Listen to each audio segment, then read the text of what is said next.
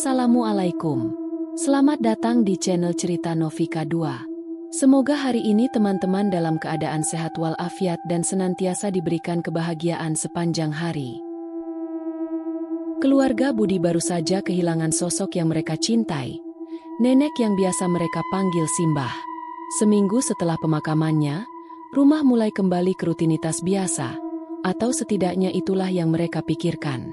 Hingga suatu hari, Damar, anak bungsu mereka yang baru berusia 4 tahun, tiba-tiba berkata dengan polos, "Kemarin Simbah pulang." Awalnya, mereka menganggap itu hanya imajinasi anak kecil.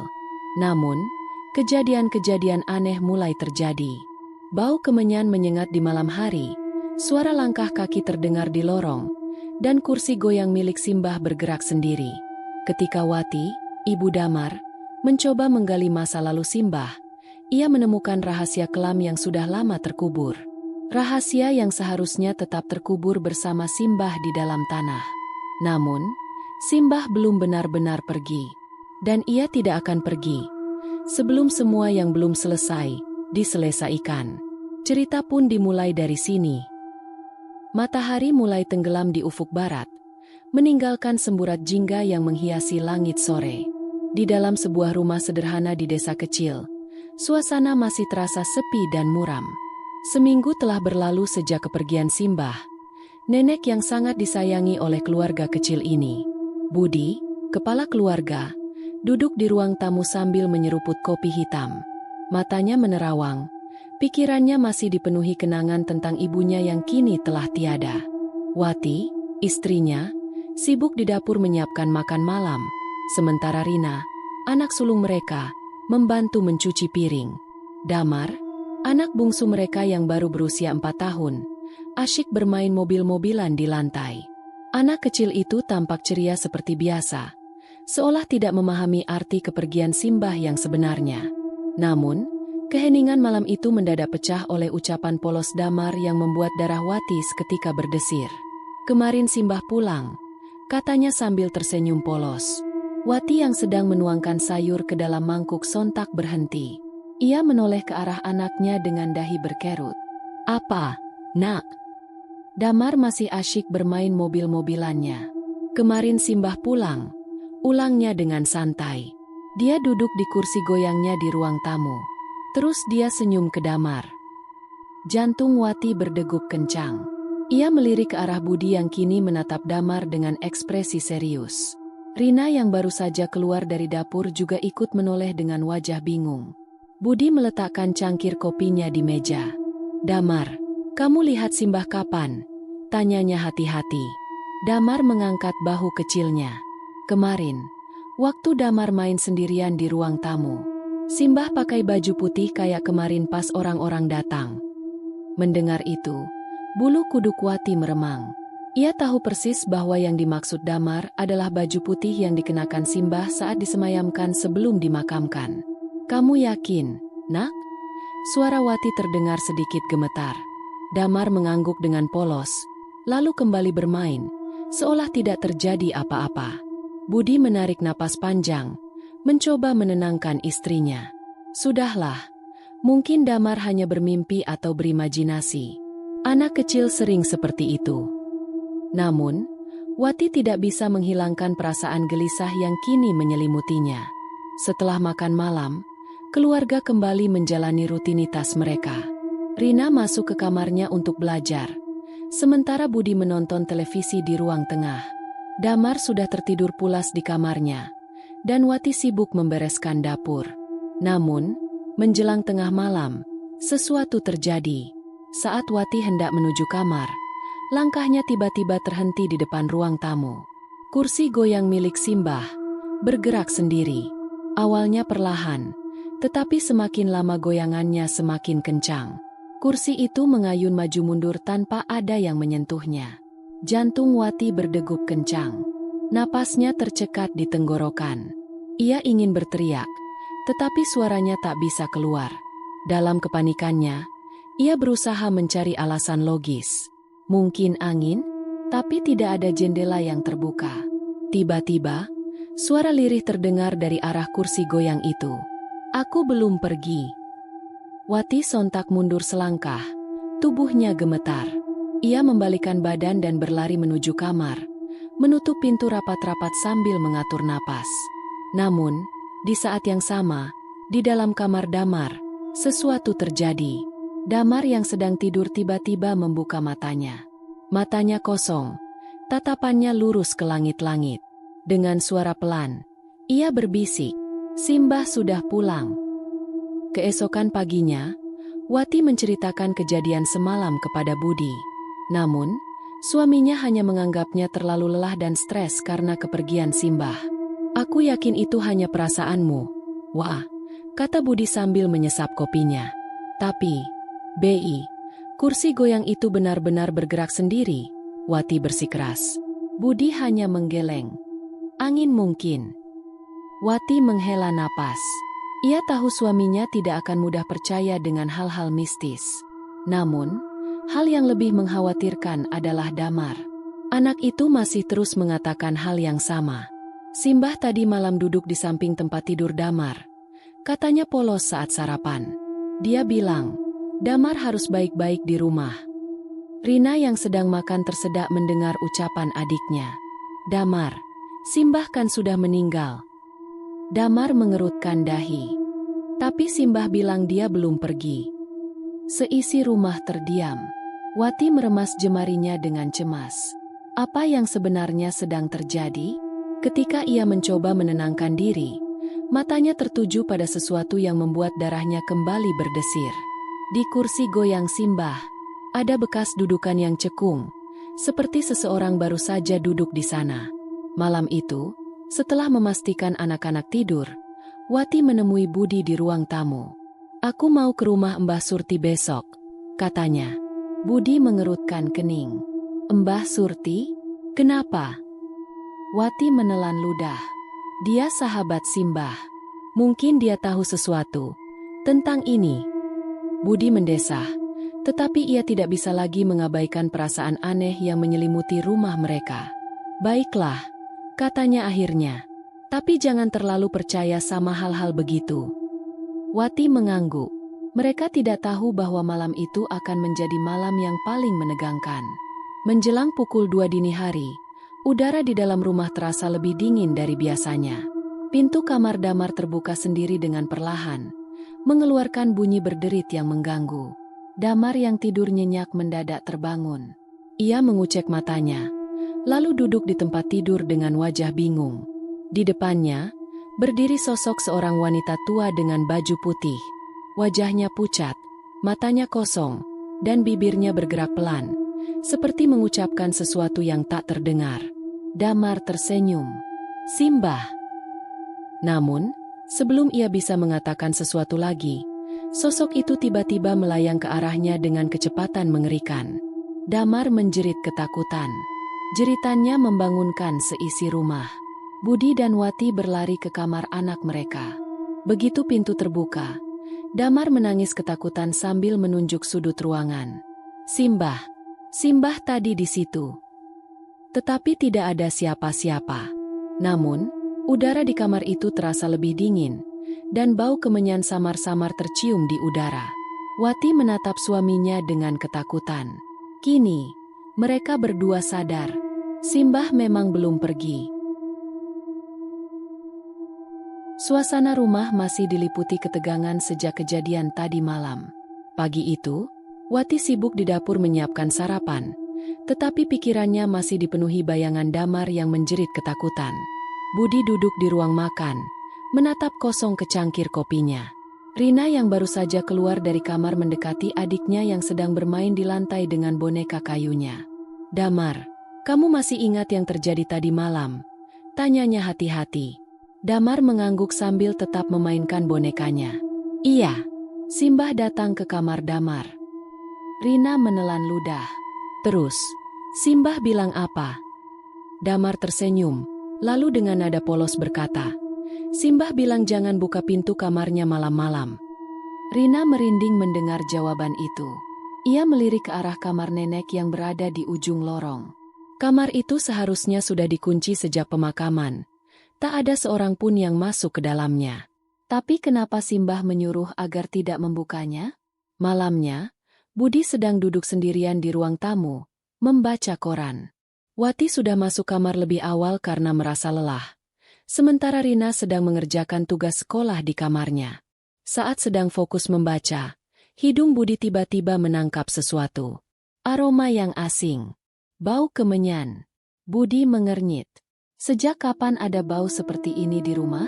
Ia mengendus udara, memastikan dari mana asalnya. Semakin lama, baunya semakin menyengat, seperti baru saja dibakar di dalam rumah. Ia berdiri dan berjalan menuju dapur, mencoba mencari sumber aroma itu. Namun, tidak ada apapun di sana. Tiba-tiba, sebuah suara lirih terdengar dari lorong belakang. Hamem, hamem. Seperti suara seseorang merintih pelan. Budi mematung. Lorong belakang itu hanya mengarah ke kamar nenek. Dengan langkah hati-hati, ia mendekati lorong. Hawa dingin terasa menusuk kulitnya. Saat tepat berada di depan kamar nenek, ia bisa merasakan sesuatu. Ada seseorang di dalam. Padahal pintu itu seharusnya terkunci sejak Simbah meninggal. Budi berusaha meyakinkan dirinya sendiri bahwa ini hanya perasaannya. Namun, saat ia mencoba menempelkan telinga ke pintu, dadanya langsung berdegup kencang. Ada suara seperti seseorang sedang berjalan di dalam kamar. Pelan, menyeret kaki. Seolah-olah, seseorang sedang mondar-mandir di dalam. Budi mundur perlahan, menelan ludah dengan gugup. Ia memilih untuk tidak mencari tahu lebih jauh dan kembali ke kamarnya. Tapi malam itu, ia hampir tidak bisa tidur. Di kamar, Rina sedang menyelesaikan tugas sekolahnya saat tiba-tiba telinganya menangkap suara di luar. Langkah kaki. Suara itu terdengar jelas di lorong depan kamarnya. Mungkin ayah atau ibu yang mau ke dapur, pikirnya. Namun, saat ia membuka pintu dan mengintip ke lorong, tidak ada siapa-siapa. Lorong itu kosong. Rina memandang ke arah kamar orang tuanya. Tertutup rapat dan lampunya sudah dimatikan. Tidak mungkin mereka yang sedang berjalan. Jantungnya mulai berdetak lebih cepat.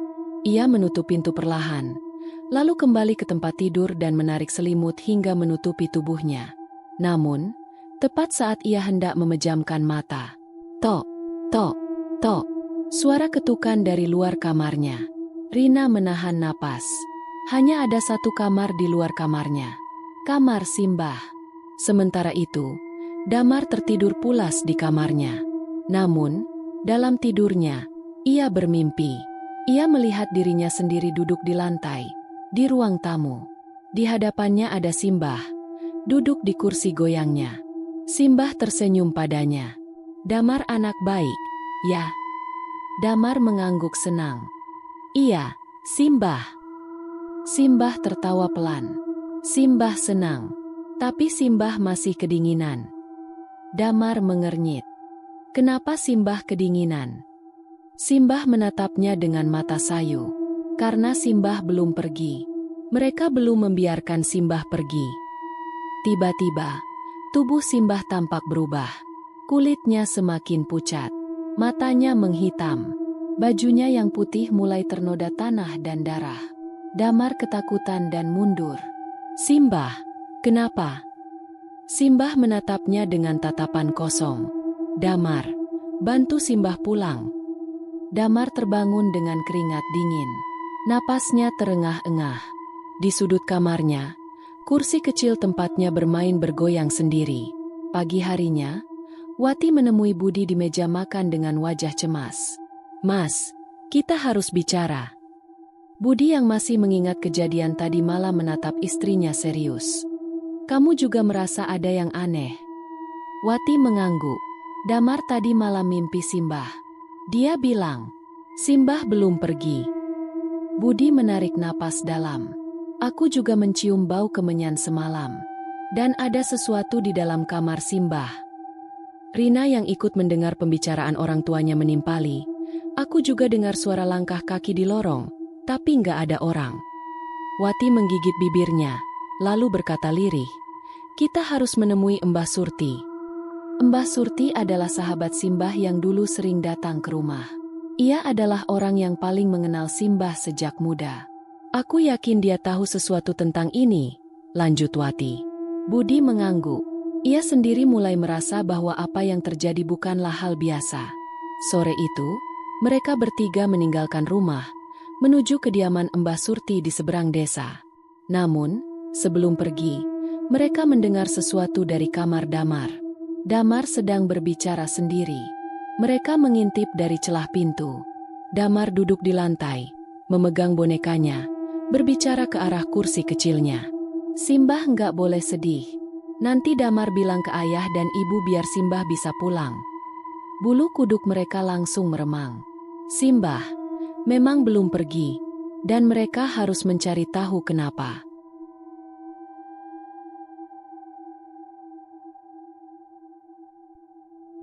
Hari itu, Wati menghabiskan pagi dengan mengobrak-abrik lemari tua di sudut ruang tamu. Debu menempel di telapak tangannya saat ia menarik keluar sebuah album foto berwarna coklat tua. Album itu berisi kenangan lama keluarganya, terutama tentang Simbah yang baru saja meninggal dunia. Ia duduk di lantai, membuka lembaran demi lembaran dengan perasaan campur aduk. Rasa rindu menyelimutinya saat ia melihat foto-foto lama Simbah di berbagai fase kehidupannya. Tiba-tiba, suara kecil terdengar dari belakangnya. "Ibu ngapain?" Damar berdiri di ambang pintu. Matanya berbinar melihat album foto di tangan ibunya. "Ibu lagi lihat foto-foto Simbah," jawab Wati sambil tersenyum. "Mau lihat?" Damar mengangguk dan langsung duduk di samping ibunya. Wati mulai menunjukkan foto-foto itu satu persatu. "Ini waktu Simbah masih muda," kata Wati, menunjuk foto seorang wanita muda dengan kebaya putih dan rambut panjang tergerai. Namun, ekspresi Damar tiba-tiba berubah. Ia mengerutkan dahi dan menatap ibunya dengan bingung. "Ini bukan Simbah," katanya polos. Wati mengernyit. "Loh, ini kan Simbah waktu masih muda, Nak." Damar menggeleng. "Enggak, Simbah lebih tua waktu datang kemarin." Jantung Wati berdegup kencang. Ia menelan ludah, mencoba tetap tenang. "Simbah datang kemarin?" tanyanya pelan. Damar mengangguk. "Iya, pakai baju putih, duduk di kursinya. Tapi dia kelihatan tua banget, lebih tua dari ini." Perasaan dingin merayap di tengkuk Wati. Ia menutup album foto dengan cepat. Tiba-tiba merasa tidak nyaman. Damar masih menatap foto itu dengan ekspresi bingung. "Simbah juga kelihatan sedih kemarin," gumamnya pelan. Malamnya, setelah semua orang tidur, Wati keluar dari kamar untuk minum. Saat melewati ruang tamu, matanya secara tidak sengaja tertuju pada foto Simbah yang dipajang di dinding. Namun, ada sesuatu yang aneh. Foto itu tampak berbeda. Ekspresi Simbah dalam foto itu kini terlihat lebih muram, seolah-olah ia sedang menatap Wati dengan tatapan sendu. Wati terdiam. Ia tahu betul bahwa ekspresi di foto itu sebelumnya tidak seperti ini. Simbah tersenyum lembut dalam foto itu. Tetapi sekarang, bibirnya tertutup rapat. Matanya lebih gelap, lebih dalam. Wati merasa bulu kuduknya meremang. Ia menatap foto itu lebih lama, mencoba mencari tahu apakah ini hanya perasaannya saja. Kemudian, ia merasa sesuatu yang lebih mengerikan. Mata Simbah dalam foto itu seolah mengikuti gerakannya. Wati mundur selangkah. Ia menggigit bibir, merasa napasnya mulai berat. Ia ingin pergi, tetapi entah kenapa kakinya terasa berat untuk melangkah. Tiba-tiba, tok, tok, tok. Suara ketukan pelan terdengar dari arah kamar nenek yang sudah lama terkunci. Dada Wati berdegup kencang. Ketukan itu berulang 3 kali, dengan jeda yang sama. Pelan, tetapi cukup jelas di tengah keheningan malam. Wati ingin membangunkan Budi, tetapi tubuhnya terasa kaku. Dalam hati, ia membaca doa sekuat tenaga. Ketukan itu berhenti, tetapi kini terdengar suara lain. Krek! Suara gagang pintu kamar Simbah bergerak sendiri. Wati langsung berlari ke kamar, menutup pintu dengan cepat, dan bersembunyi di balik selimut. Ia tidak bisa tidur sampai pagi. Di kamar lain, Budi juga mengalami malam yang tidak kalah menegangkan. Ia bermimpi berada di dalam rumah yang sama, tetapi suasananya terasa berbeda. Langit di luar gelap pekat, tanpa cahaya bulan. Lampu di rumah berkedip-kedip, dan udara terasa dingin menusuk tulang. Saat ia berjalan di dalam rumah, ia menyadari bahwa tidak ada siapa-siapa. Tiba-tiba, ia mendengar suara langkah kaki menyeret dari arah kamar tidur. Dengan perasaan waspada, ia berjalan mendekati kamar itu. Perlahan, ia membuka pintu. Di dalamnya, ia melihat Simbah duduk di tepi tempat tidur, mengenakan kain putih yang biasa ia pakai. Namun, ada sesuatu yang aneh. Wajah Simbah tidak seperti yang ia ingat. Kulitnya lebih pucat, matanya cekung, dan tubuhnya terlihat lebih kurus. Simbah menatapnya tanpa berkedip. "Budi!" Suara Simbah terdengar parau. Budi merasa tenggorokannya tercekat. "Simbah!" Simbah tersenyum tipis, tetapi senyum itu tampak salah. "Kamu harus tahu, aku tidak pergi dengan tenang." Budi merasakan dadanya semakin sesak. "Apa maksudnya, Simbah?" tanyanya dengan suara bergetar. Namun, tiba-tiba senyum Simbah menghilang. Matanya berubah hitam legam, dan suaranya menjadi berat. "Kamu harus mencari kebenarannya." Seketika, tubuh Simbah melayang ke arahnya dengan cepat. Budi terbangun dengan napas memburu. Keringat dingin membasahi tubuhnya. Di sudut kamar, lampu tidur berkelap-kelip, seolah ada sesuatu yang baru saja berada di sana. Pagi harinya, Wati memutuskan untuk menelepon saudara-saudaranya, terutama kakak iparnya, Sri, yang tinggal di kota sebelah. Sri adalah anak tertua dalam keluarga mereka dan yang paling dekat dengan Simbah. Saat telepon tersambung, suara Sri terdengar cemas. "Kamu juga ngerasain sesuatu, Wati?" tanya Sri tanpa basa-basi. "Kenapa Mbak nanya begitu?" Wati balik bertanya. "Aku juga mimpi Simbah," kata Sri pelan. "Dia bilang dia belum tenang. Dia bilang ada sesuatu yang belum selesai." Wati menggenggam ponsel lebih erat. "Mbak, apa Simbah pernah cerita sesuatu sebelum meninggal?" Hening beberapa saat. Kemudian, Sri menarik napas panjang sebelum menjawab. "Simbah pernah bilang, ada sesuatu di masa lalunya yang harus diungkap. Sesuatu yang sudah terkubur lama." Dada Wati semakin sesak. Ia menoleh ke arah foto Simbah yang terpajang di ruang tamu. Kini, foto itu tampak semakin gelap, seolah-olah cahaya di dalamnya mulai memudar. Simbah ingin sesuatu diungkap. Dan kini, mereka harus mencari tahu apa itu. Wati duduk di dalam angkot yang melaju pelan melewati jalanan desa. Pikirannya dipenuhi berbagai pertanyaan tentang Simbah. Sejak kematian Simbah, keadaan rumahnya tidak lagi sama. Gangguan demi gangguan terus terjadi, dan Damar masih sering berbicara sendiri, mengaku melihat Simbah yang telah meninggal. Hari ini, ia memutuskan untuk menemui bibinya, Bu Sarti, saudara kandung Simbah yang kini tinggal di rumah tua di ujung desa. Ia berharap mendapatkan jawaban atas misteri yang menyelimuti keluarganya. Setelah turun dari angkot, Wati berjalan melewati jalanan kecil yang dipenuhi pepohonan rindang. Suasana di sekitar terasa sepi, hanya terdengar suara burung dan gemerisik dedaunan yang tertiup angin.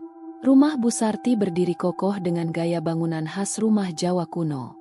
Wati mengetuk pintu, dan tak lama kemudian seorang wanita tua membukakan pintu. "Wati?" tanya Bu Sarti dengan ekspresi terkejut. "Iya, Bu. Maaf kalau saya mengganggu," kata Wati dengan sopan. Bu Sarti mengangguk dan mempersilakan Wati masuk. Setelah duduk di ruang tamu, Wati langsung menyampaikan maksud kedatangannya. "Bibi, saya mau tanya tentang Simbah. Ada sesuatu yang mengganggu saya sejak Simbah meninggal." Mendengar pertanyaan itu, ekspresi Bu Sarti berubah. Ia menatap Wati dengan tatapan waspada. "Kenapa kamu tiba-tiba menanyakan itu, Nak?" tanyanya pelan. Wati menghela napas. "Karena sejak Simbah meninggal, rumah kami jadi aneh, Bi. Damar bilang Simbah pulang, dan kami sering mendengar suara-suara di malam hari." Bu Sarti menundukkan kepala, seperti sedang berpikir keras. Setelah beberapa saat, ia akhirnya berbicara. "Wati, ada sesuatu yang memang tidak boleh diungkap tentang Simbah. Masa lalunya, tidak semua orang tahu. Maksudnya apa, Bei? Bu Sarti menarik napas dalam-dalam, lalu menatap Wati dengan serius. Simbahmu dulu sering pergi ke suatu tempat setiap malam. Tidak ada yang tahu pasti apa yang ia lakukan, tapi beberapa orang percaya bahwa ia memiliki perjanjian dengan sesuatu. Jantung Wati berdegup kencang. Perjanjian. Bu Sarti mengangguk pelan. Beberapa orang tua di desa dulu pernah memperingatkan Simbah agar berhenti melakukan ritual-ritual aneh itu. Tapi ia tidak pernah mau mendengar. Ia selalu bilang, semua ini demi keluarganya. Demi keluarga. Wati semakin bingung. Ada sesuatu yang Simbah sembunyikan. Sesuatu yang telah dikubur lama, dan mungkin sekarang mulai bangkit kembali, kata Bu Sarti dengan suara gemetar. Wati merasakan hawa dingin menjalari tubuhnya. Sepulang dari rumah Bu Sarti, Wati merasa pikirannya semakin kacau. Jika benar Simbah memiliki rahasia kelam, apa hubungannya dengan semua kejadian aneh yang mereka alami sekarang? Saat ia tiba di rumah, hari sudah mulai gelap. Ia menemukan Budi sedang duduk di teras, merokok dengan ekspresi serius. "Kamu dari mana?" tanya Budi. "Baru pulang dari rumah Bu Sarti," jawab Wati sambil duduk di samping suaminya. Budi menghela napas. "Aku juga mengalami hal aneh tadi siang." "Apa?" Budi menatap Wati dengan ekspresi tegang. "Foto Simbah yang di ruang tamu berubah lagi. Aku yakin tadi siang Simbah masih tersenyum dalam foto itu. Tapi barusan, wajahnya semakin muram. Seperti dia ingin mengatakan sesuatu." Wati merasa bulu kuduknya meremang. Tiba-tiba, terdengar suara Damar dari dalam rumah. "Simbah sudah pulang lagi, Bu." Wati dan Budi langsung masuk ke dalam. Damar berdiri di ruang tengah, menatap ke arah jendela dengan wajah polosnya. "Simbah di luar," kata Damar sambil menunjuk ke jendela. Wati langsung menoleh. Jendela itu tertutup rapat.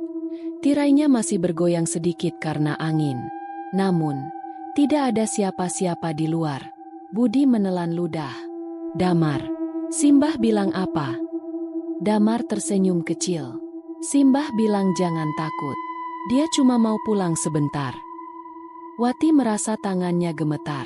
Lalu, tiba-tiba terdengar suara tok, tok, tok, ketukan di jendela. Hati Wati langsung mencelos. Budi bergerak cepat, menarik Damar menjauh dari jendela. Wati menggenggam tangan anaknya erat-erat. Tidak ada seorang pun yang berani bergerak selama beberapa detik. Ketukan itu tidak terdengar lagi. Namun, saat Wati menoleh ke arah foto Simbah di ruang tamu, mata Simbah dalam foto itu kini menatap langsung ke arahnya. Malam itu, rumah terasa lebih sunyi dari biasanya. Hanya suara detak jam dinding yang terdengar, berdetak pelan namun menekan. Wati dan Budi masih duduk di ruang tamu, mencoba mencerna kejadian aneh yang terus menghantui keluarga mereka. Damar sudah tidur di kamarnya, sementara Rina masih sibuk dengan buku-bukunya. Namun, ketenangan itu tidak bertahan lama. Krek! Suara pintu berderit perlahan terdengar dari lorong. Wati dan Budi saling berpandangan. Pintu kamar mereka tetap tertutup. Begitu pula pintu kamar Rina dan Damar. Tapi, ada satu pintu yang seharusnya selalu terkunci. Pintu kamar Simbah. Budi menelan ludah dan berdiri perlahan. Wati menggenggam tangannya, merasa ketakutan luar biasa. Mereka berjalan mendekati lorong, dan benar saja, pintu kamar Simbah kini sedikit terbuka, menyisakan celah gelap yang mengarah ke dalam ruangan. Padahal, sejak Simbah meninggal, kunci kamar itu sudah mereka simpan di lemari. "Siapa yang buka pintu ini?" bisik Wati. Suaranya bergetar. Tidak ada yang menjawab. Dari dalam kamar yang gelap, terdengar suara krek, krek, krek. Budi meraih saklar dan menyalakan lampu lorong. Cahaya redup mengungkap sesuatu yang membuat bulu kuduk mereka meremang. Kursi goyang milik Simbah bergerak perlahan, bergoyang maju mundur, seolah-olah ada yang duduk di sana. Dari balik lorong, terdengar suara langkah kecil. Damar, dengan piyamanya yang kebesaran, berjalan keluar dari kamarnya dengan mata setengah terpejam. Dengan langkah ringan, Ia menuju ke kamar Simbah yang terbuka. "Damar!" seru Wati panik, mencoba menghentikan anaknya.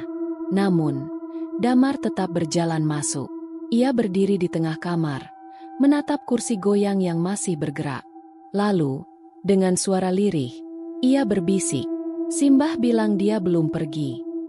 Wati dan Budi membeku. Jantung Wati terasa berdentum keras di dadanya. "Damar, siapa yang bilang begitu?" tanyanya dengan suara pelan. Damar menoleh dengan ekspresi polos. "Simbah, Bu, dia di situ," katanya sambil menunjuk ke sudut kamar. Wati dan Budi mengikuti arah jari kecil itu. Tidak ada siapa-siapa di sana. Hanya kasur tua, lemari kayu, dan cermin besar di dinding yang sudah tertutup debu. Namun, ketika Wati menatap lebih lama, ia melihat sesuatu di cermin.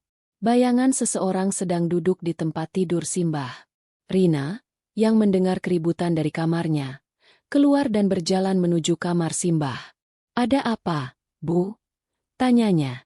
Namun, ia langsung terdiam saat melihat ke dalam kamar. Wati tidak bisa mengalihkan pandangannya dari cermin tua itu. Bayangan itu duduk di tepi ranjang, diam, seperti sedang menunggu sesuatu.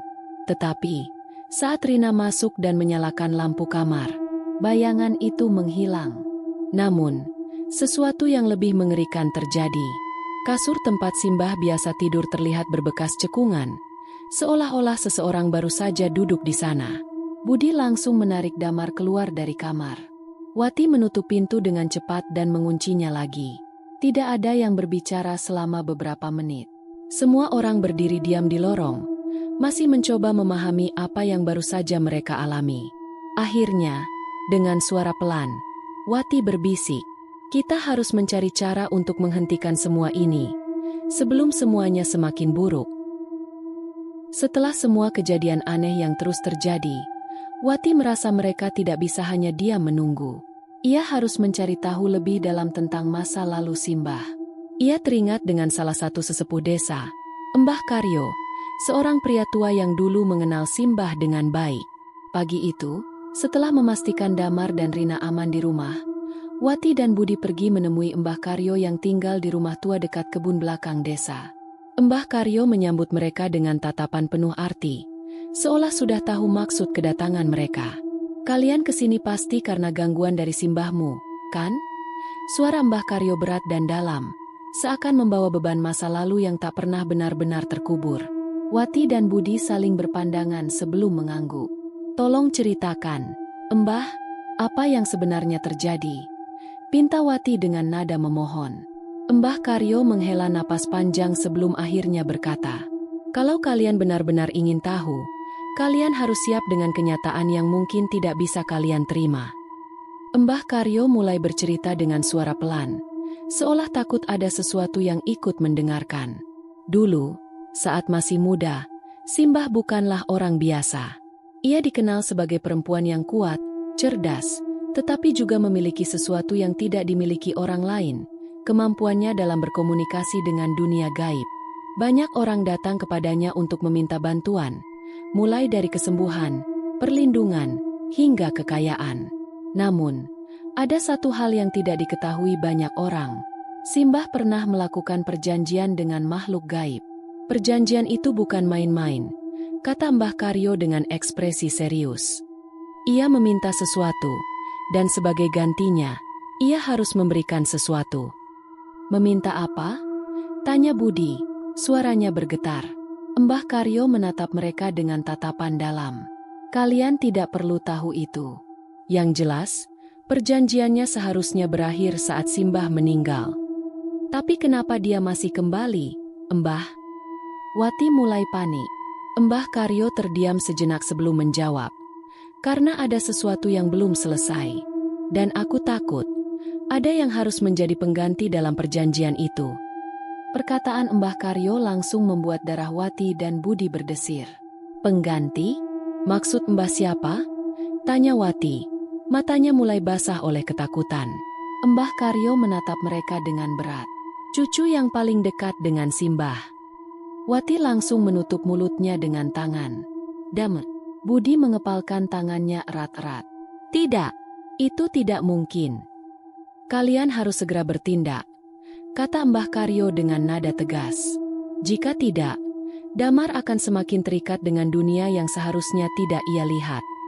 Mbah Karyo lalu memberi mereka petunjuk tentang sebuah ritual yang bisa memutus perjanjian Simbah sebelum semuanya terlambat.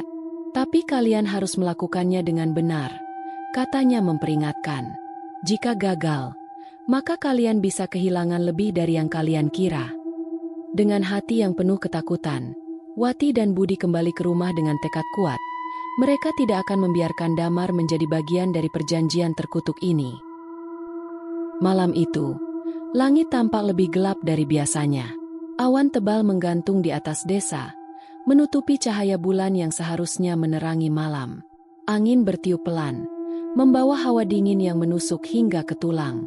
Di dalam rumah, keluarga Budi sudah bersiap. Mbah Karyo, sesepuh desa yang tahu banyak tentang perjanjian gaib Simbah, telah menyiapkan segala keperluan ritual. Di ruang tengah, ia menyalakan dupa dan menyusun sesajen di atas tikar pandan. Wati menggenggam tangan Damar erat-erat. Anak itu terlihat pucat. Matanya sayu seperti kelelahan meskipun baru saja bangun tidur. Harus malam ini, sebelum Jumat tiba, kata Mbah Karyo dengan suara berat. Kalau tidak, arwah Simbah akan semakin kuat, dan dia bisa membawa seseorang pergi bersamanya. Kata-kata itu membuat jantung Wati berdegup semakin kencang. Budi mengambil napas dalam-dalam. Ia menatap Mbah Karyo dengan penuh harapan. Apa yang harus kami lakukan? Mbah Karyo mulai menaburkan bunga 7 rupa di sekitar ruangan, lalu meletakkan kendi berisi air yang telah didoakan di dekat kursi goyang Simbah. Kalian hanya perlu duduk diam, jangan berbicara apapun selama ritual berlangsung, kata Mbah Karyo. Dan apapun yang terjadi, jangan sekali-kali membuka mata atau menoleh ke belakang. Wati menelan ludah. Mbah, apa yang akan terjadi jika kami melanggar? Mbah Karyo menatap mereka dengan tajam. Maka Simbah tidak akan pergi, dan dia akan mengambil salah satu dari kalian sebagai gantinya. Mbah Karyo mulai melantunkan doa-doa dalam bahasa Jawa kuno. Suaranya terdengar dalam dan berat, menggetarkan ruangan yang semakin terasa sesak. Dupa yang dibakar mengeluarkan asap tipis yang memenuhi udara, menciptakan aroma mistis yang menusuk hidung. Saat Mbah Karyo menaburkan bunga ke dalam kendi air, tiba-tiba semua lampu di rumah padam. Ruangan langsung diselimuti kegelapan pekat. Suara napas mereka terdengar lebih jelas di antara kesunyian. Angin dingin berembus dari jendela yang entah sejak kapan terbuka, membuat tirai berkibar perlahan. Lalu, dari sudut ruangan, kursi goyang Simbah mulai bergerak sendiri. Kreek, kreek, kreek. Suara kayu berderit memenuhi ruangan, bergema di tengah ritual yang semakin tegang. Damar menggenggam tangan Wati lebih erat. Tubuhnya bergetar ketakutan. Dan kemudian, suara itu datang. Bisikan yang mereka kenali. Aku belum selesai. Kalian tidak bisa mengusirku begitu saja. Suara bisikan itu terdengar di telinga mereka, berputar mengelilingi ruangan, seperti berasal dari segala arah. Damar mulai menangis pelan, tetapi Wati mencoba menenangkannya dengan menepuk pundaknya lembut. Budi menutup matanya rapat-rapat, mencoba mengabaikan rasa takut yang mulai menguasai dirinya. Namun, di antara doa yang terus dibacakan Mbah Karyo, sesuatu mulai berubah. Seseorang sedang berjalan di dalam rumah. Langkah kaki itu pelan, menyeret sesuatu di lantai kayu. Tok, tok, tok. Rina menggigit bibirnya. Tubuhnya gemetar. Langkah kaki itu semakin dekat, mendekati mereka yang duduk di tengah ruangan. Lalu, tiba-tiba, Rina menjerit. Wati hampir melompat dari duduknya. Rina, jangan buka mata. Tapi terlambat. Rina membuka matanya, dan ia melihat sesuatu. Di depan kursi goyang, berdiri seorang wanita tua dengan pakaian lusuh dan rambut panjang kusut. Namun, wajahnya tidak seperti yang mereka ingat. Kulitnya pucat kebiruan, matanya kosong tanpa bola mata, dan senyumnya terlalu lebar, seperti ditarik paksa dari telinga ke telinga. Rina menjerit lagi, tangannya mencengkram lantai dengan panik. Mbah, Tolong aku. Mbah Karyo langsung menyiramkan air dari kendi ke arahnya. Jangan lihat dia. Pejamkan matamu. Tubuh Rina bergetar. Matanya berair. Tetapi ia segera menutup matanya rapat-rapat. Suara Simbah tertawa kecil. Aku hanya ingin pulang. Tiba-tiba, angin kencang berembus, meniup semua sesajen dan dupa di ruangan. Lampu di luar rumah berkedip-kedip seperti tersedot oleh sesuatu yang gelap. Mbah Karyo mempercepat bacaannya. Suaranya semakin kuat dan menggelegar. Dan tepat saat doa terakhir diucapkan, semua suara menghilang. Kursi goyang berhenti bergerak. Udara yang tadinya dingin terasa lebih hangat. Dan ruangan kembali sunyi. Mbah Karyo membuka matanya perlahan. Sudah selesai, katanya dengan suara lelah. Budi dan Wati membuka mata mereka, melihat sekeliling. Kursi goyang itu kini kosong. Simbah sudah pergi. Atau setidaknya, itulah yang mereka pikirkan. Mereka semua menghela napas lega. Rina masih gemetar, tetapi perlahan mulai tenang. Damar sudah tertidur dalam pelukan Wati. Mungkin terlalu lelah setelah malam panjang yang mengerikan ini. Budi berdiri, merapikan sesajen yang berantakan. Terima kasih, Mbah Karyo. Kalau bukan karena Mbah, entah apa yang akan terjadi. Mbah Karyo hanya mengangguk pelan. Namun, sebelum ia pergi, ia menatap kursi goyang itu sekali lagi. Di sandaran kursi, terdapat sesuatu yang tidak ada sebelumnya. Bekas tangan, seolah seseorang baru saja duduk di sana.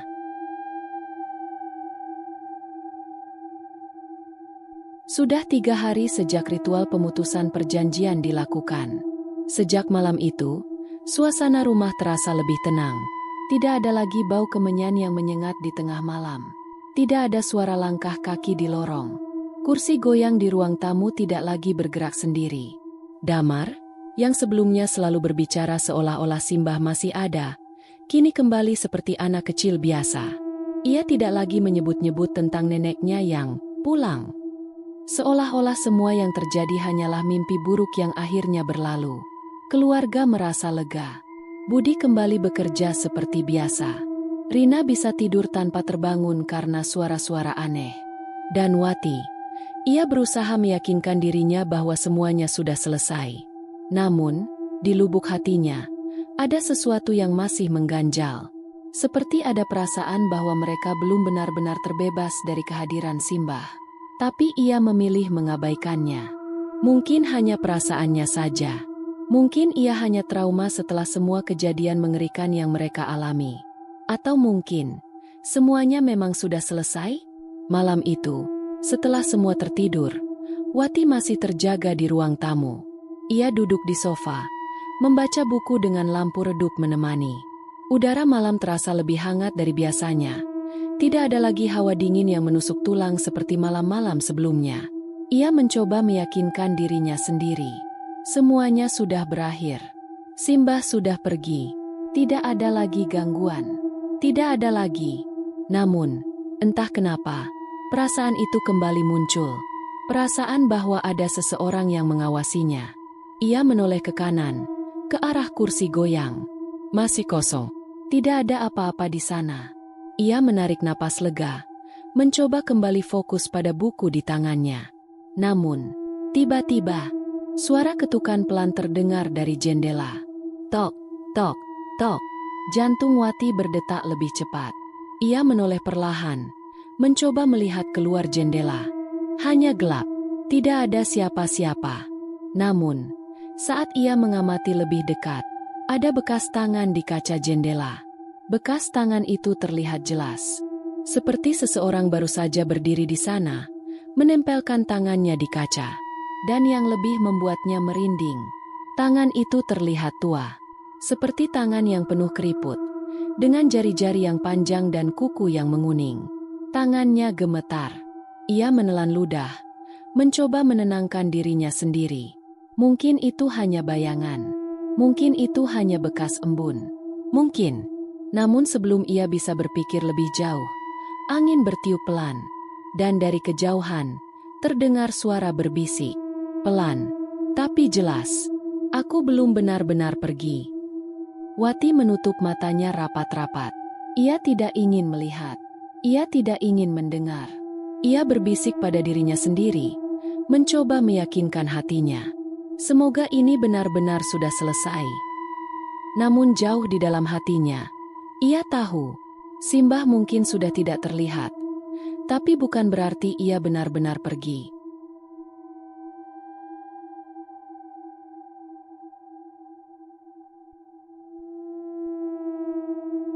Demikian cerita hari ini.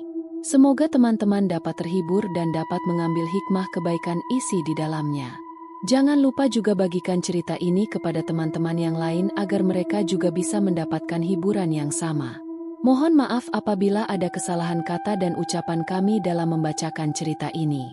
Terima kasih dan wassalamualaikum.